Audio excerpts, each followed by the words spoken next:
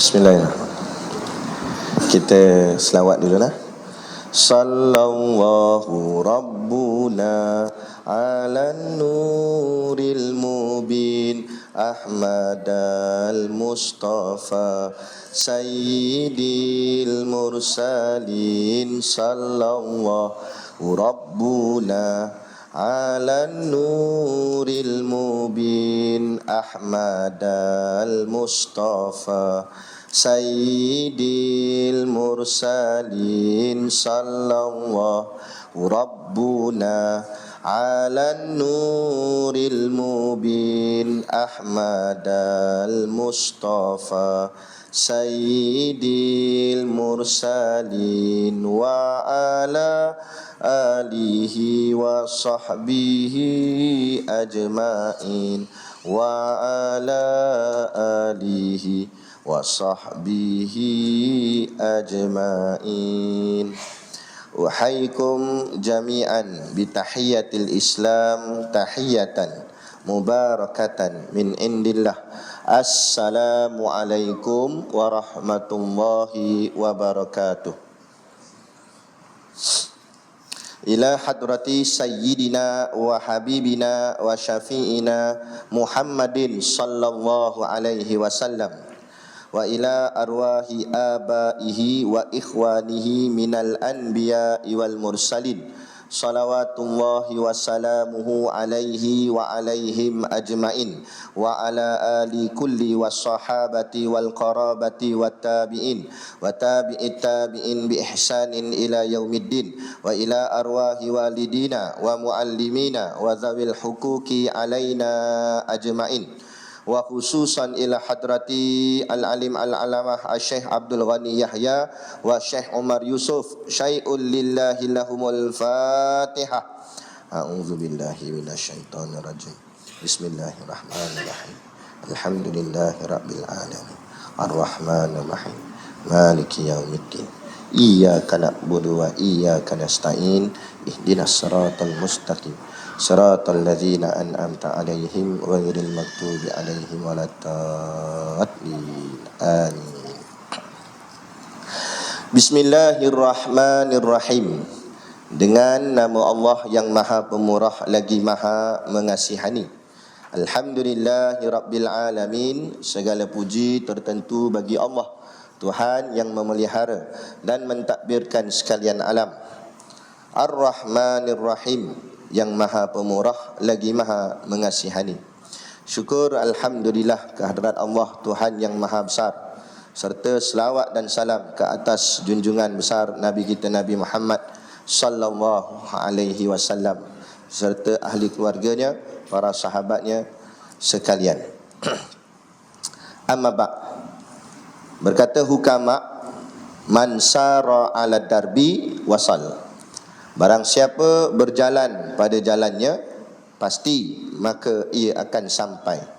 Pertama-tama sekali kita merafakkan setinggi-tinggi kesyukuran kehadраtillah subhanahu wa ta'ala yang dengan limpah dan kurnianya mengizinkan kita untuk kita berada di dalam majlis ilmu pada malam ini. Yang moga-moga dengan majlis ini, pengajian ini akan memperolehkan hasil akidah kita semakin mantap, semakin kuat, semakin yakin kepada Allah Subhanahu wa taala, sehinggalah dengan keyakinan itu kita dikira layak untuk ditempatkan Allah di dalam syurganya nanti di hari akhirat kelak, insya-Allah. Amin ya rabbal alamin.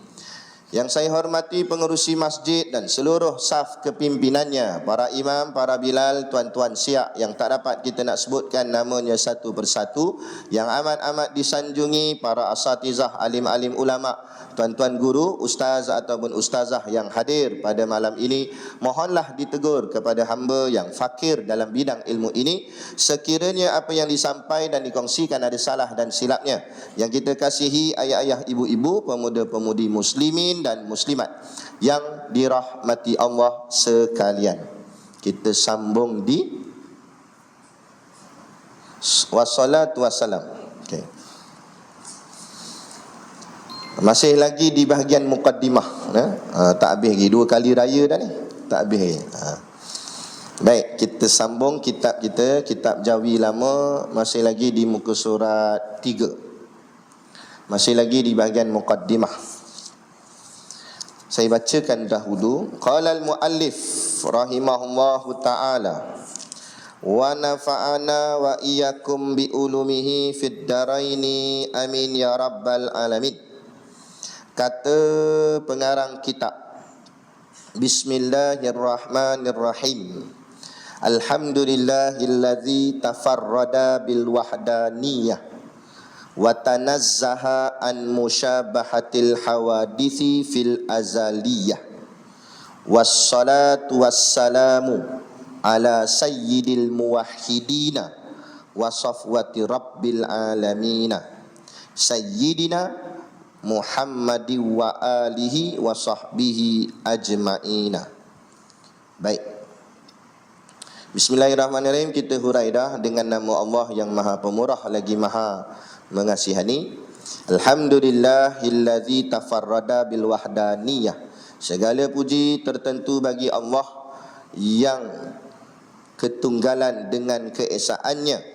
Wa tanazzaha an musyabbahatil hawadithi fil azaliyah, dan tidak terkenalah dari akan Allah Ta'ala itu daripada keserupaan dengan makhluk-makhluk pada azali lagi. Kemudian wassalatu wassalamu, wassalatu wassalamu. Waw yang pertama tu, kalau kita mengaji ilmu alat, itu dipanggil waw istinaf, yakni waw permulaan ayat. Lepas tu kalau orang mengaji kitab lama ni, dia mana ada noktah, tak ada noktah. Jadi kat mana nak berhenti, nak tahu kat mana nak berhenti, dia kena mengajilah ilmu alat. Dia kena tahu di mana istinaf dia, mana tempat mula ayat. Jumpa tempat mula ayat, maknanya ayat sebelum itulah penghabisan ayat tu. Dia macam gitu. Ya, jadi waw di sini dipanggil waw istinaf. Makna kata bermula. Sebab tu kalau kita baca kitab Jawi, kalau kita baca kitab Jawi, kita akan jumpa Jawi lama lah, kita akan jumpa perkataan bermula selalunya. Bermula sembahyang itu 5 waktu, contoh dia kata. Kenapa ada bermula tu? Bermula tu maksudnya mubtada'. Mubtada' tu maksudnya permulaan ayat. Dia bukan ada makna bermula sembahyang. Sembahyang tu kena bermula. Bukan macam tu. Bukan maksud bermula. Faham tak ni? Macam bela je. Maknanya ayat tu mula. Macam tu. Tu je nak cerita maksud. Okay? Jadi waw tu maksud dia nak maksudkan itu ayat tu bermula. Bermula ayat tu. As-salatu. As-salah, perkataan as-salah. Waw yang kedua tu dipanggil waw ataf.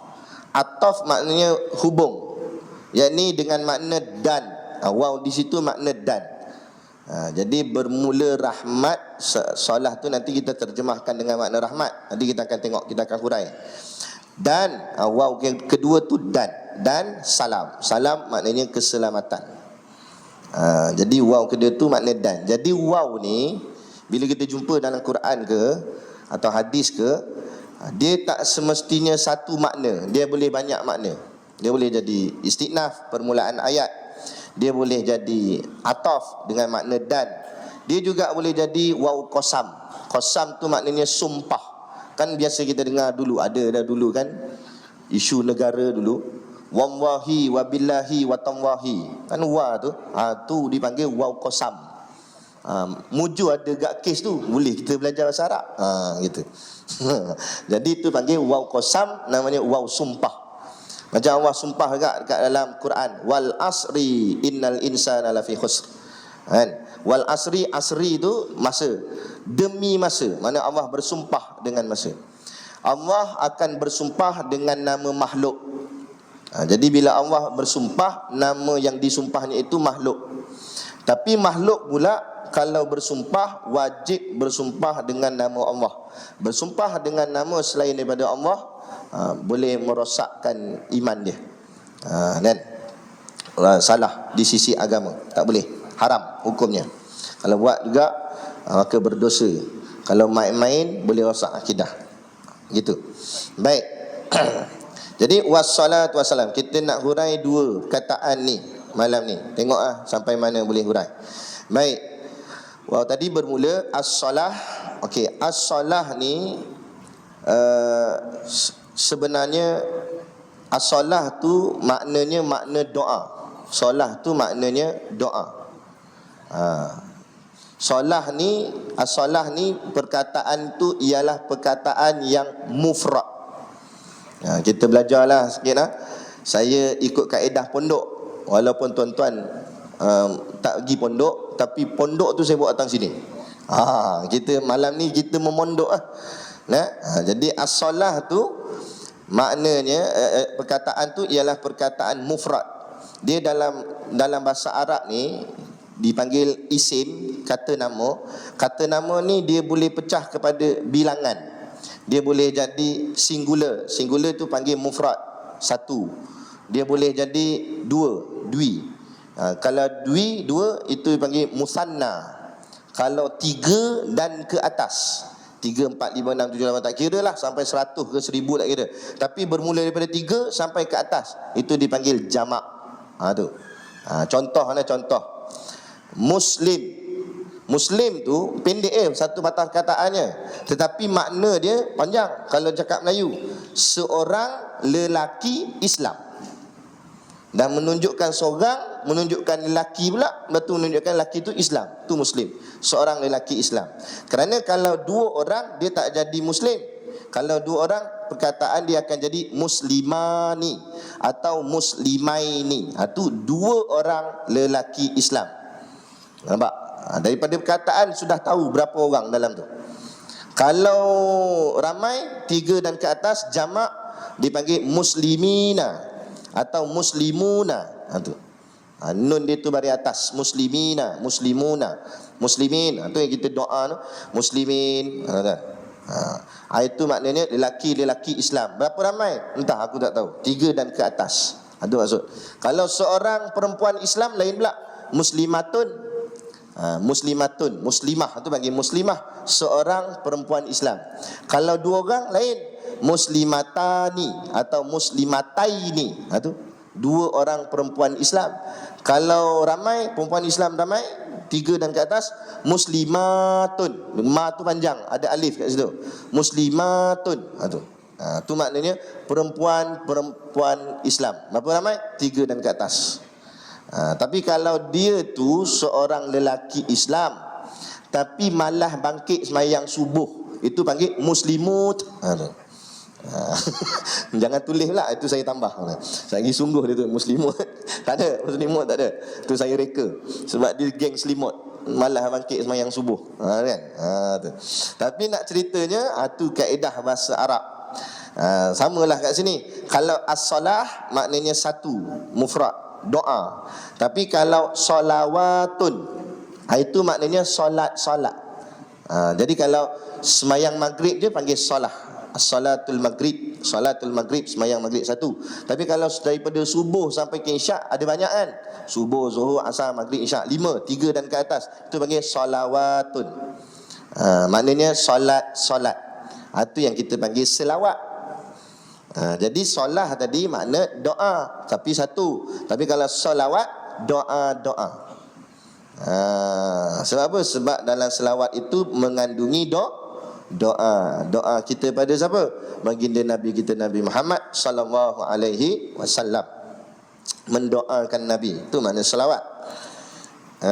Baik. Baik.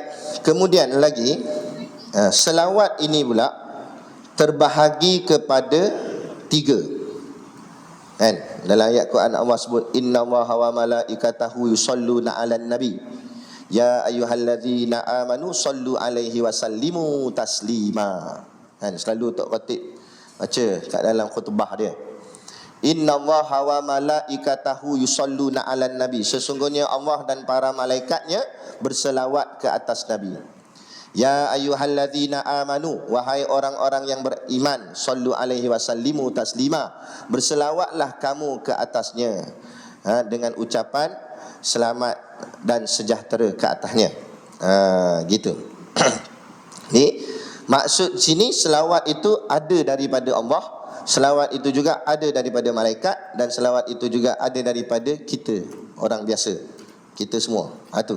Jadi selawat terbahagi kepada 3. Okey, baik. Apa maksud selawat daripada Allah?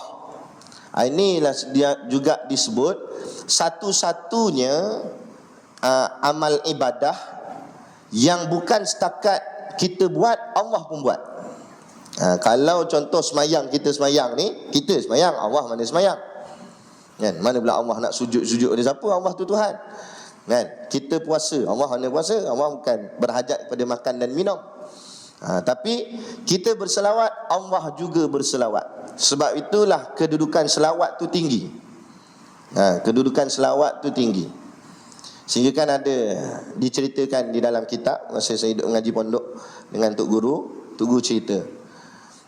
Ada orang dia suka berzikir. Tapi berzikir ni dia kena ada panduan juga. Kalau tidak, takut dia kena dengan tipu daya iblis. Kena hati-hati. Setan ni dia bukan hanya suruh kita buat benda jahat. Kadang-kadang dia suruh kita buat benda baik, tapi matlamatnya jahat. Matlamatnya jahat. Kadang dia suruh paksa kita suruh berzikir lagi. Kuat lagi, power lagi, bubuh lagi. Orang kata. Lepas tu kan, kita pun zikir banyak-banyak, nak bubuh sampai 10,000 lah konon nak jadi wali. Tapi baru malam tu je nak jadi wali. Kan, baru malam tu berubah pun. Kan, zikir la ilaha illallah, la ilaha illallah, sungguh-sungguh zikir. Nak sampai 10,000. Akhirnya tak sampai 1,000 pun, baru 98. Nguak dah. Ngantuk, lelap, tidur, bangun esok kau apa? 12 tengah hari, subuh tak semayang. Joget tak setan? Tak ting setan joget. Apa setan joget? Sebab subuh tu wajib, zikir wajib ke sunat? Tu. Dia paksa suruh kita buat benda sunat sehingga meninggalkan yang wajib. Bila kita buat benda sunat, tinggal wajib, ada apa dengan sunat tu? Tak ada apa. Contoh, pakai kain pelikat ni wajib tak? Memanglah tak wajib, tapi sebab nak tutup aurat jadi wajib lah. Pakai kopiah tak wajib, sunat aja. Kan? Tiba-tiba pergi masjid pakai kopiah saja. Siap lilit dengan serban, kayu sugi celah telinga, tapi kain pelikat tak pakai. Macam itulah maksud. Dah apa pakai tak ada lah. Dosa juga. Serban tu, serban tak serban. Kenapa? Sebab benda wajib tak dijaga. Sama juga macam tu. Yang semayang tak jaga, zikir ni lebih. Tu hati-hati. Kadang-kadang iblis dia tipu daya kita begitu. Bukan salah zikir, tapi biar ada panduan. Ada panduan. Nah, sebab tu zikir ni dia terbahagi pada 2. Satu namanya zikir hasanat, satu lagi namanya zikir darajat. Zikir hasanat, zikir kita macam lepas semayang tu. Zikir yang biasa-biasalah, yang diamalkan oleh kebiasaan orang. Wirid pas semayang, maksurat, tahlil, itu semua dipanggil zikir hasanat. Ada satu lagi zikir namanya zikir darajat. Zikir darajat ni zikir yang mesti ditalkin oleh guru. Bukan talkin mayat tu. Lagi dia baca pula, akan datang 2 orang pada kamu, janganlah kamu gentar. Mayat tu bangun, memang tak kena, tak gentar lah, cuba bukan yang itu, bukan talkin mayat tu. Tapi maksud talkin di sini, makna talkin tu sendiri sebenarnya maknanya bimbingan. Sebab itulah sebenar talkin yang betul sebenarnya masa nazak tu. Orang tu nazak dah, kita disuruh talkinkan dia. Talkin apa? Sebut la ilaha illallah. Tu talkin. Maknanya bimbing dia kalimah tu. Samalah ni. Maka zikir darajat ni, kata ulama, mesti zikir yang ditalkin oleh guru. Maksud ditalkin oleh guru, dibimbing oleh guru. Contoh zikir darajat macam mana? Zikir macam tadi lah, Allah sampai 10,000. Allah 10,000 zikir. Zikir tu tak boleh buat main-main. Tu mesti dibimbing oleh guru. Sebab kalau tak dibimbing, takut dia terkena dengan tipu daya. Jadi kisahnya, ada seorang pelajar ni, pelajar pondok lah. Dia zikir la ilaha illallah, la ilaha illallah tengah-tengah malam zikir. Baru banyak sampai lama kelamaan dia zikir pejam mata, khusyuk betul.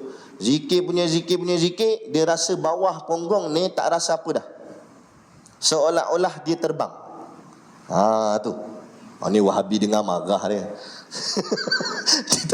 Dia marah betul saya sebut orang terbang ni. Kan? Dia macam terbang, terapung, tak rasa apa. Lepas tu keesokan paginya dia bagi tahu tok guru dia. Dia ceritalah, tok guru saya zikir tiba-tiba dia naik share macam mana, saya rasa macam kosong. Saya rasa macam saya berada terapung. Kata tok guru gini, kalau bila kamu rasa macam tu, kamu berhenti sekejap la ilaha illallah tu, kamu selawat. Kata. Tengok apa jadi. Kata. Baik. Esoknya dia buat pula la ilaha illallah, la ilaha illallah. Lama-lama terangkat la ilaha illallah. Dia pun ingat pesan guru dia. Berhenti kejap, Allahumma salli ala sayyidina Muhammad. Boom, jatuh, buka mata kat mana? Dalam lubang jamban. Itu. Akhirnya esoknya dia tanya guru dia, kenapa jadi macam tu?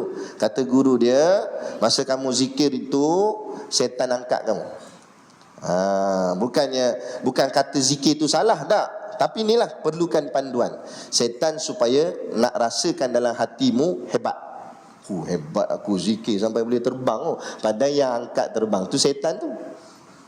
Setan tu dia berat pula, ramai setan tu angkat. Angkat selawat. Setan kalah dengan selawat. Sebab apa?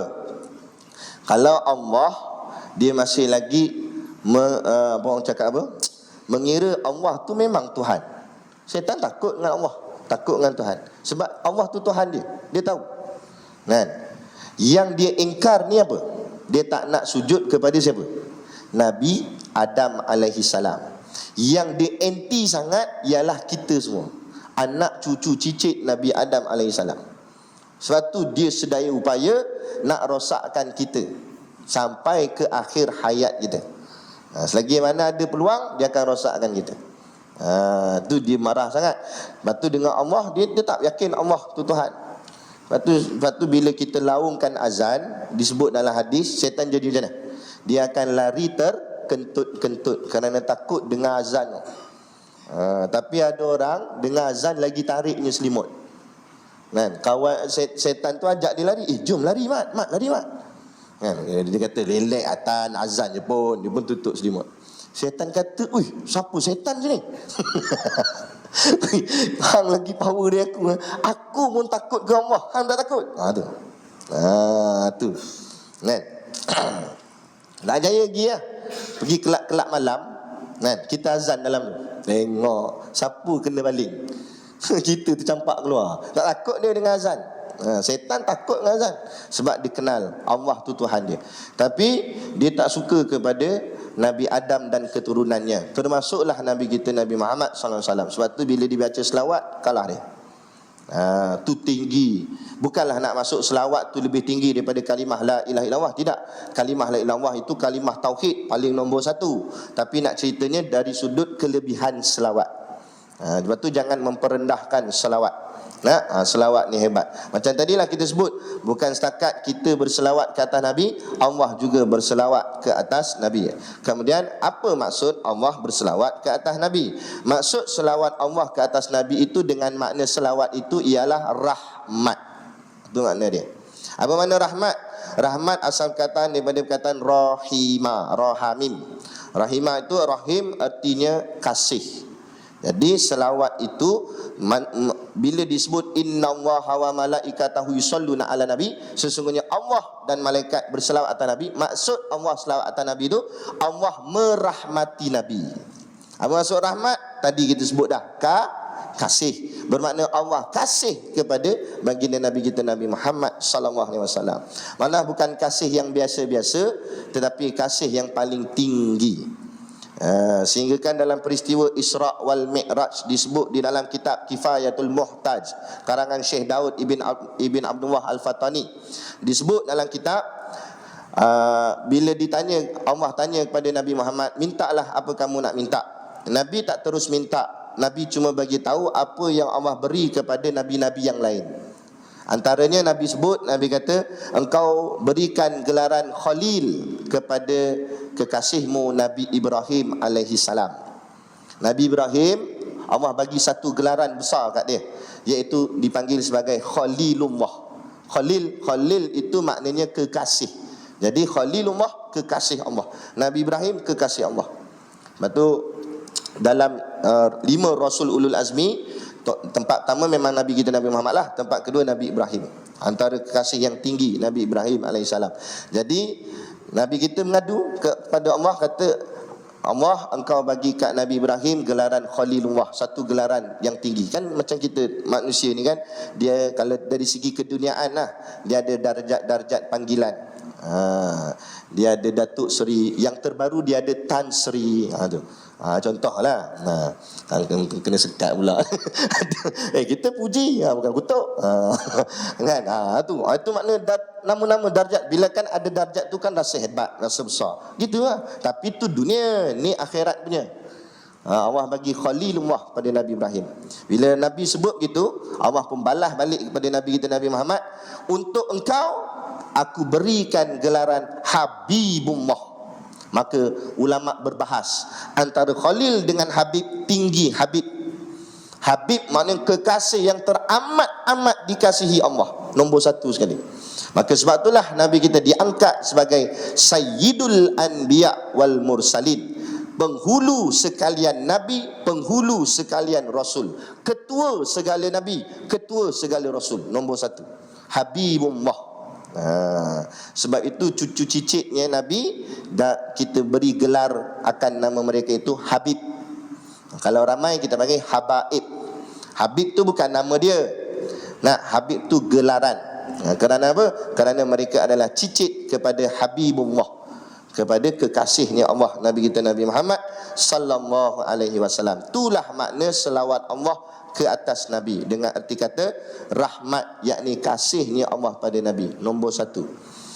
Sehingga kan disebut di dalam kitab, Allah lupa nama kitab tu, tapi ada cerita tentang ketika Nabi Adam AS diturunkan ke bumi. Okey, kini hati-hati bila nak cakap tentang Nabi, jangan sesekali kita kata Nabi Adam dihalau. Perkataan dihalau tu perkataan yang teruk, keji. Sedangkan kita kena jaga adab dengan semua Nabi-Nabi kita. Sebab Nabi ni pangkat tinggi kan? Kalau dengan raja pun kita hormat, apatah lagi Nabi. Maka kita jangan kata dihalau, kita kata diturunkan ke bumi. Ketika Nabi Adam diturunkan ke bumi, Nabi Adam memohon keampunan kepada Allah. Ini pun kita kena faham. Maksud mohon ampun bukanlah maksud Nabi Adam itu melakukan dosa, kerana para Nabi maksum, tidak ada dosa. Habis kenapa Nabi Adam minta ampun? Itu sebagai pengajaran kepada umat, kalau buat salah macam mana nak buat. Sebab Nabi-Nabi ni semua apa dia? Uswatun hasanah, contoh ikutan. Jadi Nabi tunjuk contoh. Sebab tu sekali tu je. Kalau betul Nabi Adam jenis orang yang buat salah, akan kesalahannya berulang-ulang. Tapi tidak. Tapi itu sebagai pelajaran kepada umat, bila kita buat salah, apa nak buat? Nabi Adam tunjuk macam mana minta ampun pada Allah dengan istighfar dan sebagainya. Maka Nabi Adam pun bertawassul dengan nama Muhammad. Wahai Allah, yang kekasihnya itu bernama Muhammad, maka ampunkanlah kesalahanku. Lebih kurang itulah terjemahan kepada doa. Asalnya dalam bahasa Arab, bukanlah Nabi Adam cakap Melayu. Jadi begitu. Kemudian Allah tanya kepada Nabi Adam, mana engkau tahu akan Muhammad? Maka Nabi Adam kata, saat aku diciptakan di syurga, aku nampak ada namamu di samping namanya. Maknanya ada tiang di dalam syurga, ada nama Allah dan ada nama Nabi kita Muhammad. Maka kata Nabi Adam, nama yang diletakkan bersebelahan dengan nama itu, dengan namamu itu bukan sebarangan nama. Mestilah nama itu adalah kekasih yang amat-amat engkau kasih. Sedangkan waktu tu Nabi Muhammad dah lahir belum? Belum. Tu yang sampai perbahasan ulama terlampau detail cerita tentang Nur Muhammad. Kita tak nak cerita labak tu, tapi nak ceritanya begitu. Jadi nama Muhammad sudah lama ada di dalam syurga, sehingga dah menjadi adat kebiasaan kalau orang buat masjid dan sebagainya akan diletak nama Allah dan nama Muhammad. Itu asal daripada ceritanya. Okey. Jadi maknanya inilah kasihnya Allah pada Nabi kita Nabi Muhammad SAW sangat-sangat tinggi. Itu maksud selawat Allah kepada Nabi. Selesai yang pertama. Yang kedua, apa makna selawat malaikat untuk Nabi, kepada Nabi? Okey, jika selawat itu datang daripada malaikat, sebab ayat Quran kata innallaha wa malaikatahu, sesungguhnya Allah dan malaikatnya yusalluna ala nabi, berselawat ke atas Nabi. Okey, kalau selawat tu daripada malaikat, bermakna selawat itu dengan mana istighfar, permohonan ampun, dan juga keamanan kepada baginda Nabi kita Nabi Muhammad sallallahu alaihi wasallam. Istighfar untuk Nabi. Istighfar untuk Nabi. Nabi kenapa nak minta ampun untuk Nabi? Nabi buat dosa ke? Bukan. Tapi Nabi ni dia terlampau kasihkan umat dia, sehingga kan kesalahan dan dosa umat Nabi terasa kepada dirinya, seolah-olah Nabi yang rasa bersalah, macam tu. Jadi keampunan tadi tu, istighfar tadi tu untuk umatnya Nabi kita, umat Nabi Muhammad, yakni kita. Sebab tu faedah selawat balik kat kita balik. Kita banyak selawat sebenarnya dapat kita balik. Sebab tu di sini kata ulama, selawat, dalam selawat dia ada doa dan dia ada istighfar. Sebab tu orang yang baca selawat pahala pun dapat, dosa pun diampun. Kenapa dosa diampun? Sebab dalam selawat ada istighfar. Kalau semata-mata istighfar, astaghfirullahalazim, semata-mata ampun dosa saja, tapi tak menambahkan pahala, sebab dia mengampun dosa, dia doa minta ampun dosa. Adapun selawat, pahala pun dapat, dosa pun ampun. Dalam masa yang sama kata ulama, tidak merendahkan istighfar. Maknanya istighfar pun kita istighfar, selawat pun kita selawat. Itu lebih baik. Okey? Baik, itu maksud selawat daripada malaikat. Selesai. Yang ketiga, selawat daripada manusia macam kita semua ni. Itu maksudnya munajat dan doa. Doa kita pada baginda Nabi. Kita doakan keselamatan kepada Nabi, kesejahteraan kepada Nabi, kasih kepada Nabi. Kita doa kat Nabi itu keselamatan, kesejahteraan, padahal Nabi memang sejahtera dah, Nabi memang selamat dah. Tapi nak ceritanya, dengan sebab kita doa pada Nabi, doa tu patah balik kepada kita. Jadi banyak-banyakkan selawat, selawat tu dapat kat kita balik. Tu batu keberuntungan orang yang banyak berselawat. Itu maksud dia. Okey, itu tentang selawat as-salah tadi. Jadi tadi kita faham dah as-salah dengan makna istighfar juga, dengan makna doa. Mula dengan makna doa kita dah faham. Dengan makna istighfar kita pun dah faham. Dengan makna rahmat tadi. Sebab itu as-salah ni perkataan dia, cuba tengok dalam kitab. Perkataan as-salah sama tak dengan perkataan as-salah yang dikumandangkan oleh Tuan Bilal? Hayya 'alas salah. Sama tak? As-salah tu, perkataan as-salah Tuan Bilal sebut dengan perkataan as-salah kat sini, sama ke tak sama? Dia nak giling tak giling, tak angguk tak angguk. Takut salah dia kata. Samalah. As-salah tu maknanya solat lah, sembahyang. Tadi kita faham dah, solat tu makna apa? Rahmat. Jadi maknanya sembahyang kita ni rahmat. Sebab tu Tuan Bilal sebut hayya 'alas salah, marilah sembahyang. Dalam arti kata lain, marilah mendapatkan rahmat Allah, dapat kasih sayang Allah. Sebab tu orang yang boleh hadir ke masjid untuk solat, itulah orang yang dipilih oleh Allah, orang yang dikasihi oleh Allah, yang mendapat kasih dan sayang Allah. Kita boleh hadir ke masjid ni bukan sebab kita, tapi sebab kasihnya Allah. Sebab tu ada perbahasan di kalangan ulama, siapa yang kasih siapa dulu? Kita kasih Allah dulu atau Allah kasih kita dulu? Bahas punya bahas, maka menang kepada erti kasih yang sebenar, Allah yang kasihkan kita dulu, barulah kita ni kasih pada Allah. Allah lah yang selamatkan kita, kerana kita tak mampu nak selamatkan diri kita sendiri. Allah lah. Sebab itulah kena banyak berdoa pada Allah. Lepas tu kita doa kat dalam Fatihah kita, ihdinas siratal mustaqim, tunjukilah kami jalan yang lurus. Minta Allah selamatkan kita kalau kita tersilap, kalau kita terpesong, kalau kita tersasar daripada jalan yang lurus. Minta Allah tunjukkan balik jalan yang lurus. Tu contoh maksud Allah lebih kasihkan kita. Buktinya kita boleh bangkit tahajud. Kalau kita set lah betul-betul jam macam mana pun, sampai alam tu ada 5 kali alam. Sebab apa? Sebab alam pertama bunyi, dia akan tekan dismiss. Nampak? Alam kedua dia baling telefon sampai cabut bateri. Tu kena buh banyak tau. Sekejap lagi yang ni. Jadi kalau Allah tak berkehendak kita bangun, kita set lah macam mana pun, kita boleh bangun ke tak boleh bangun? Tak boleh bangun. Tu bukti Allah kasih kita dulu. Kalau Allah kasih seseorang tu, tak payah kata set jam, Allah nak dia bangun, dia bangun. Tapi ini hakikat. Jangan kita pakai terus pula. Kita kena pakai syariat dulu. Apa makna syariat? Kita ikhtiar dulu. Tunjukkan kesungguhan kita nak kepada Allah.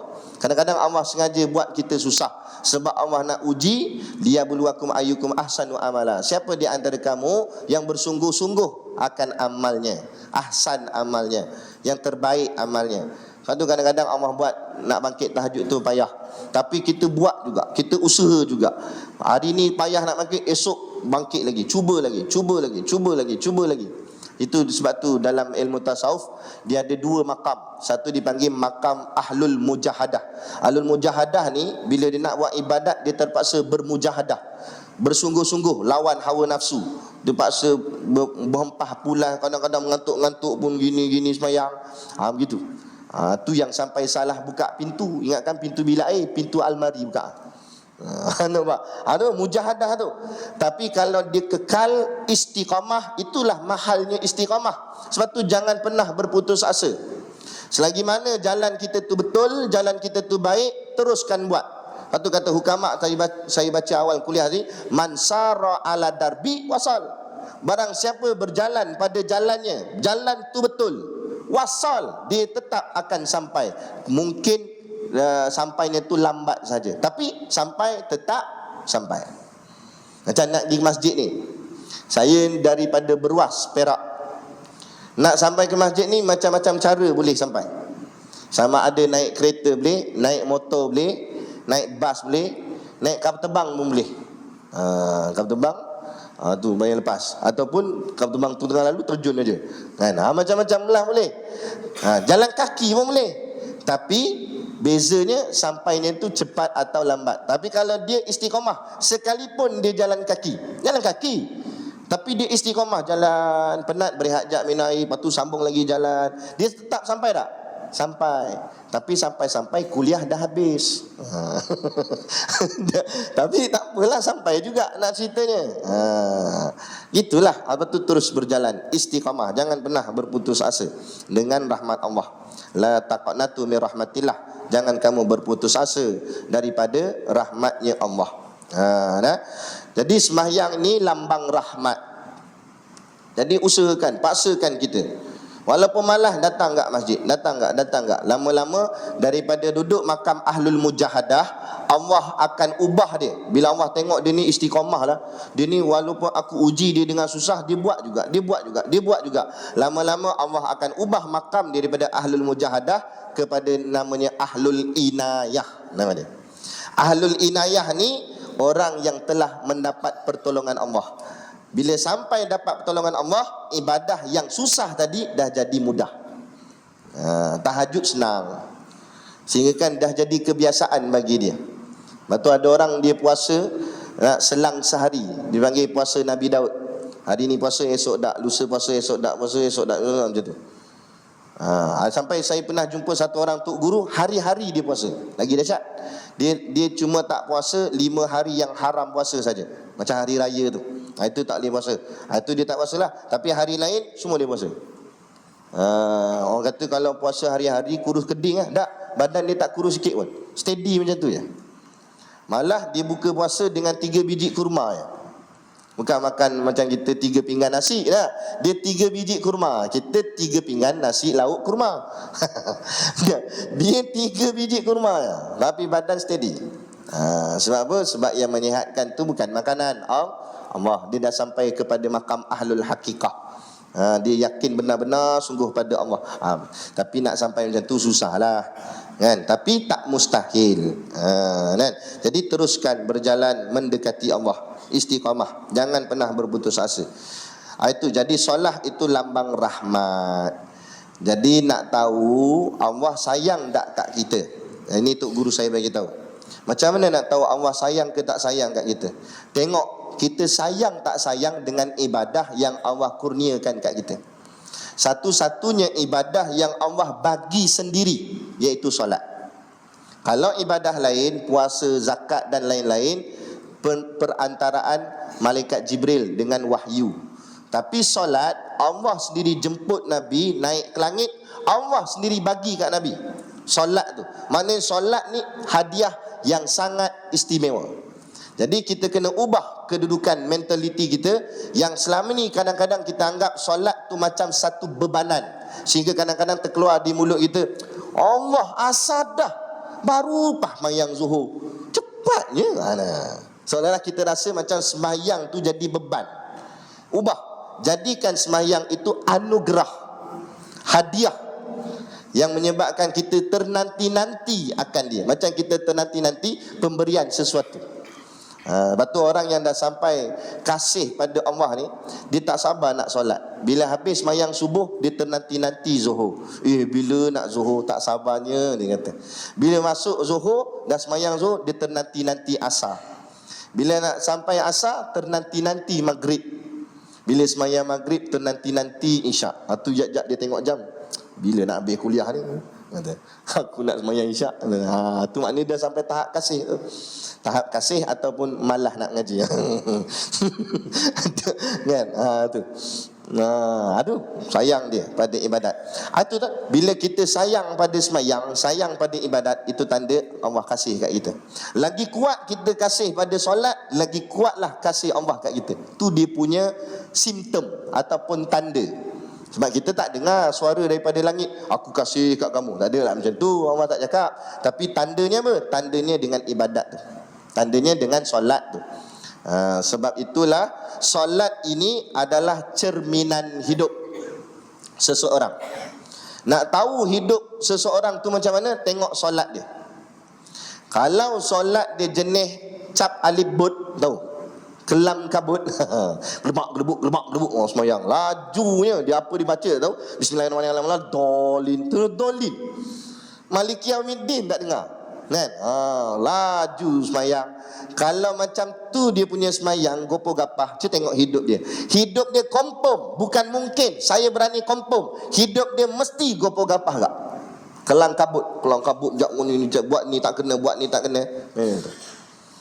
Jadi gini, nak betulkan hidup kita, betulkan solat kita. Tu je kunci dia. Tak payah pergilah camp motivasi apa benda semua, membazir duit habis ni, bayar dalam mahal. Tak payah. Motivasi dia apa? Betulkan solat. Sebab tu dipanggil aqimus solah, dirikan semayang. Apa maksud diri tu? Mendirikan hak semayang. Apa hak semayang? Dalam semayang ada tamak ninahnya. Jaga tamak ninah tu. Jangan nak laju-laju, pelan-pelan. Rukuk betul. Iktidal betul. Kalau semayangnya elok-elok sempurna, cuba tengok, mesti hidupnya pun tersusun elok je. Tak percaya try. Kalau hidup kita jenis kelang kabut, cuba betulkan solat kita. Mesti automatik. Sebab bila kita jaga ibadah Allah, Allah jaga kita. Tu je kunci dia. Nah. Kalau dia jenis semayang suka lambat-lambat, hidup dia pun selalu lambat-lambat. Datang kuliah lambat, contoh. Tapi kalau saya lambat, jangan kata mesti ustaz semayang lambat. Kadang saya jauh jam. Kan? Tu. Kadang hidup ni selalu ada je sikit lambat, pergi kerja lambat, itu lambat, ini lambat, kan? Sebab apa? Dia amalan dia suka lambat-lambatkan sembahyang. Gitu. Macam kita ni lambatkan sikit sembahyang Isyak, bukan pasal kita melambat-lambatkan solat, tapi kita mendahulukan kewajipan menuntut ilmu. Itu juga disaran dalam hadis Nabi, al ilmu imamul amal. Ilmu itu imam kepada amal. Ilmu ni jadi imam, amal tu jadi makmum. Amal ni apa? Sembahyang. Ilmu ni imam. Mana ilmu lebih utama. Sebab tu dibolehkan, diharuskan melambatkan sedikit sembahyang Isyak kerana mendahulukan majlis ilmu. Ini asal bunyi titik, dia suruh berhenti. Tapi bukan sinilah, sini bagus. Kan, tak balik aku. Kan, tempat lain. Ada sungguh, ada satu masjid tu. Memanglah dah pukul 9. Saya pun nak tutup dah. Tiba-tiba ada orang tanya soalan. Ustaz nak tanya soalan. Kita mestilah ra'i, takkan kata tak boleh tanya, aku 9 dah, takkan nak cakap gitu. Kita pun tanya, apa dia soalan? Dia pun tanya. Tiba ada seorang tu, dia duduk ujung belakang sini. Dia duduk ujung, dia buat syarat. Dia suruh saya berhenti. Amboi, cuba raja lawak kat TV tu, kan, buat macam ni. Dah berhenti. Boleh? Tengah main bola, dah berhenti. Boleh? Bab dunia boleh je. Bab dunia siap tanya lagi. Habis dah cerita tu, keluar dah sari kata tu kan. Habis dah, dia tanya. Habis dah. Nampak? Bahagian kuliah dia tanya bila nak habis. Tu. Masalah. Kan tak? Nah. Okey. Baik. Nah, jadi makna kata itu, makna solat tu lambang kasih Allah kat kita. Jadi kita buktikan kasih kita kena, kita dulu kena gerak. Jangan kata patut aku tak sembahyang, Allah tak sayang aku, biarlah. Bukan macam tu. Kita lah kena dulu paksakan diri kita untuk solat, untuk sembahyang, supaya Allah bertambah kasih kat kita. Makin lama makin kasih, sehingga kan kita jadi kasih pada ibadat. Sehingga sayang kepada sembahyang tu. Tak cukup dengan yang wajib, dia nak yang sunat. Sebab apa? Sebab dah sampai tahap kasih. Tak cukup yang fardu, nak tambah lagi sembahyang sunat, sebab dah sampai kasih. Begitu juga kalau orang kasih pada dunia. Tak cukup gaji tetap, pi cari pula kerja sampingan, bawa Grab pula. Balik dah office, ambil Grab pula. Ambil Grab pun rakan sekerja dia je, meja sebelah je. Kan? Dia bawa balik. Kena. Sebab apa? Sebab dah kasih ke dunia, tak cukup dengan yang ada, nak lagi. Tu kalau orang dunia. Kalau orang kasih akhirat, ada gitu. Tak cukup dengan apa yang Allah perintah wajib, nak pula apa yang Allah perintahkan sunat. Dia bertambah-tambah solat sunatnya. Sebab apa? Sebab kasih kepada Allah, Allah kasih kepada dia. Allah terlebih kasih. Sebab itulah ada perkataan ulama menyebut, kalau kita berjalan kepada Allah, Allah berlari kepada kita. Bukan maksud Allah berlari itu berlari sungguh, bukan maksud macam tu. Maksudnya bila kita cuba untuk mendekati Allah, Allah lebih-lebih lagi mendekati kita. Kan? Buatlah, kan? Walaupun detik di hati, Allah akan bukakan lorong. Saya dulu terdetik di hati, aku nak mengaji agama lah. Kan? Mengaji kuliah maghrib bulanan macam ni tak puas, kata. Lambat habis kitabnya, mukadimah lagi tak habis-habis. Yang dia tak puas nak mengaji biar betul-betul. Kan? Allah bukakan lorong. Saya tak semena-mena di tengah main Facebook keluar poster Tok Guru Siddik Noh. Kita dalam hidup ni selalu kita kata ini kebetulan. Sebenarnya bukan kebetulan, ini ketentuan. Allah yang sudah tentukan sejak azali lagi. Pop keluar poster gambar Tuan Guru Siddik Noh, dia tulis itu pengajian pondok percuma. Dia tulis.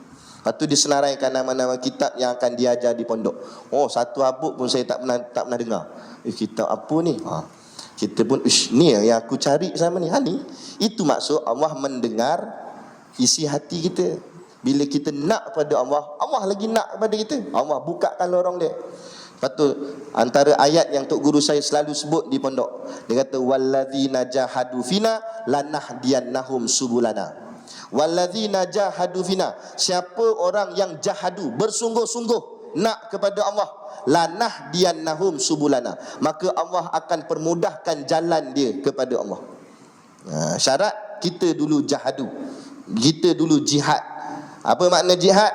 Orang tanya Tok Guru Ni Aziz, apa makna jihad? kata Tok Guru, kamu buat kerja, beramal, ibadat sampai kamu penat. Tu namanya jihad. Bukan semata-mata jihad tu angkat pedang, tapi kamu beramal, buat kerja agama ni sampai kamu rasa lelah, sampai kamu gitu. Tu baru namanya bersungguh-sungguh. Itulah namanya sungguh-sungguh. Kan? Sungguh-sungguh cari ilmu ni, kadang-kadang datang daripada jauh, bukan Karyah sini pun datang, sanggup datang nak mengaji. Sungguh-sungguh kan tu. Ada yang kadang daripada seberang naik atas berjambatan, kan, sanggup dia nak menuntut ilmu agama, nak belajar. Tu sungguh-sungguh. Ini rumah sebelah tengok live. Bukan salah ke live tu, kan? Tapi mu boleh datang, baik datang, kan? Dapat pahala duduk dalam majlis ilmu. Tu kelebihan orang yang duduk dalam majlis ilmu. Sebab dia pahala ilmu dapat, pahala duduk majlis ilmu pun dapat, sekalipun dia tertidur. Bukan sengaja tidur lah, tertidur. Sengaja tidur, siap bawa bantal, bawa selimut, siap. Memang niat nak tidur. Tu tak mau. Ni tak, memang dia dengar-dengar senyap. Tahu-tahu dah bagi salam. Wabillahi taufiq wal hidayah. Tak apalah, dapat gak pahala duduk majlis ilmu. Tapi janganlah semua tidur, saya cakap seorang-seorang. Baik. Jadi itulah makna as-solah.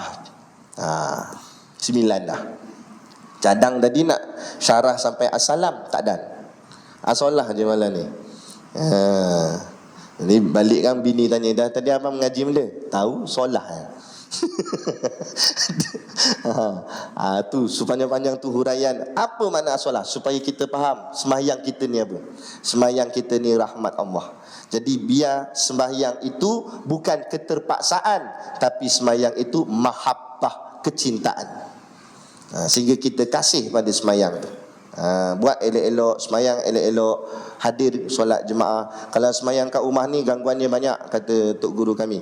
Katalah setan tu ada 10 ekor, kita sembahyang seorang 10 kacau kita. Macam kita tidur lah, ada 10 ekor nyamuk, kan, gigit kita seorang, parak kita.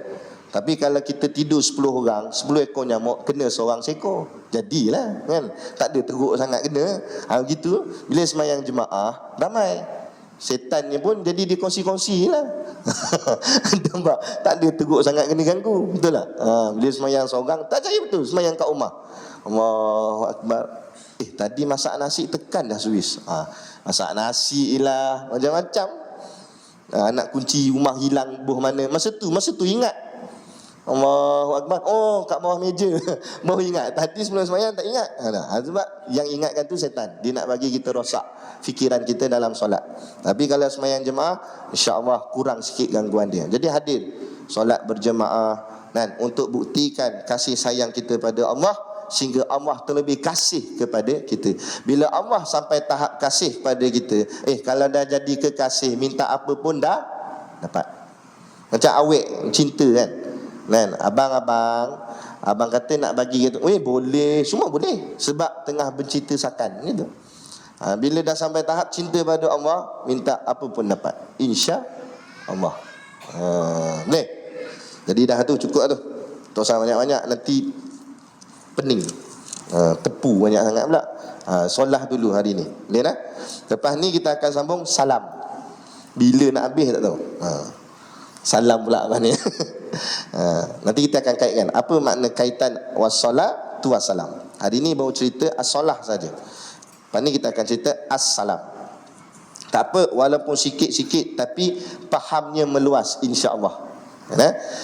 Jadi sebelum saya tutup majlis, sedikit pengumuman saya nak kongsikan. InsyaAllah pada 20 bulan 8, 20 berapa? Allahu Akbar. Pada 25 hari bulan 8, 25 hari bulan 8, bulan depan, sehingga 1 hari bulan 9. Jadi 25 sehingga 1 bulan 9, seminggu. Di pondok kami akan mengadakan daurah kitab. Daurah pengajian kitab.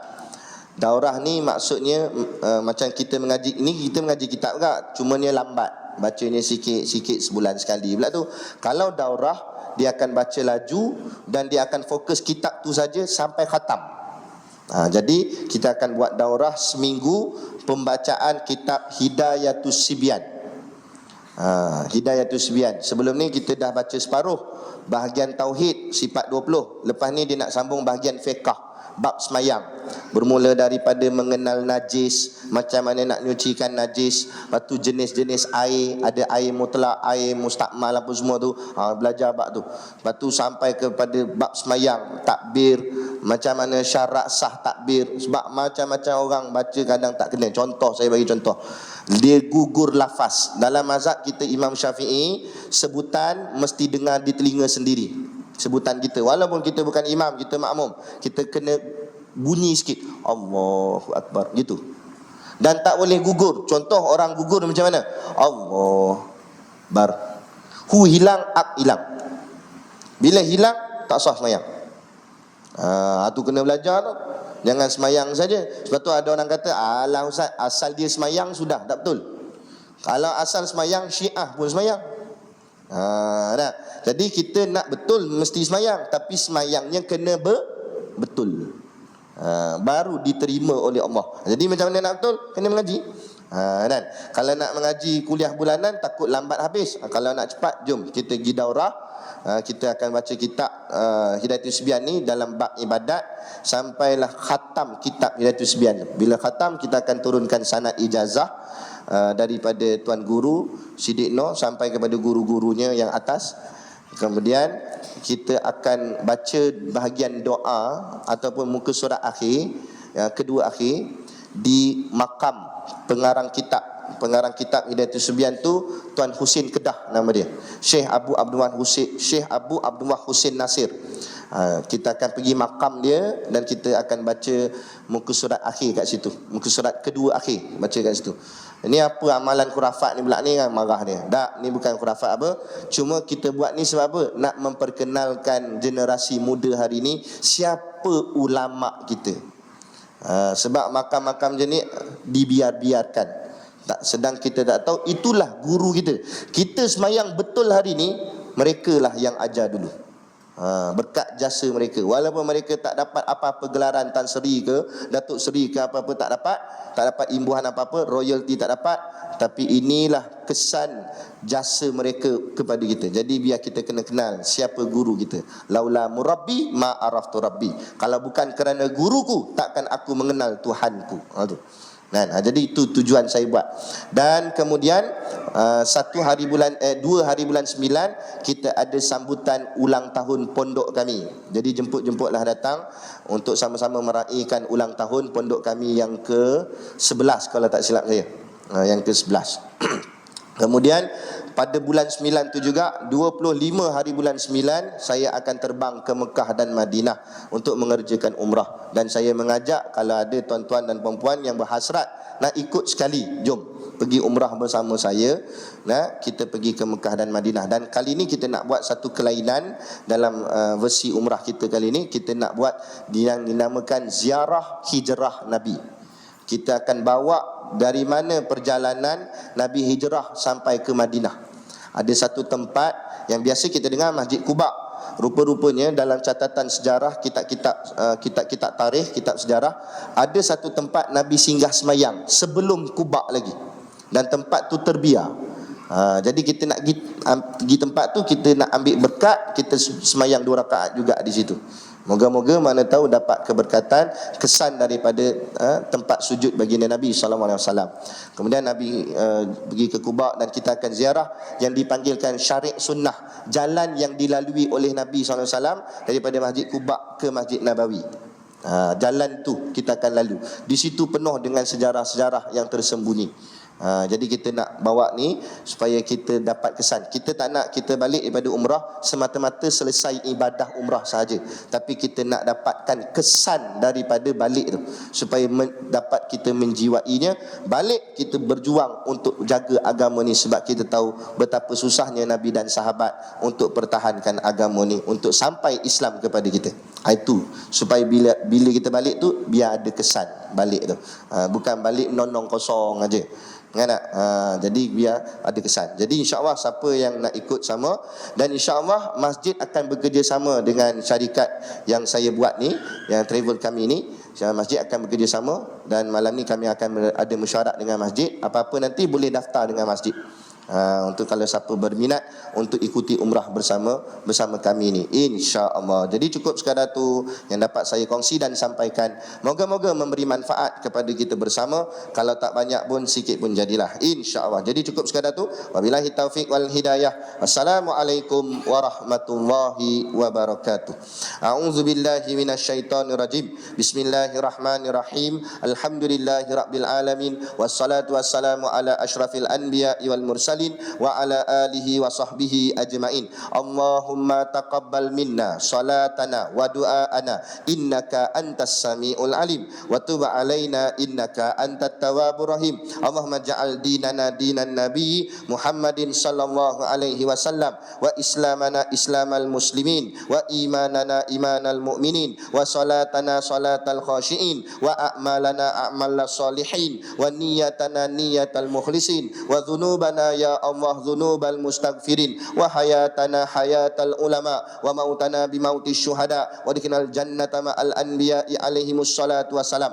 Rabbana atina fid dunya hasanah wa fil akhirati hasanah wa qina adzaban nar, wa qina adzaban nar, wa qina adzaban nar. Wa sallallahu ala khairi khalqihi sayyidina Muhammad wa ala alihi wa sahbihi wasallam. Subhana rabbika rabbil izzati amma yasifun, wa salamun alal mursalin, walhamdulillahi rabbil alamin. Amin ya rabbal alamin. Taqabbalallahu minna wa minkum. Takbir.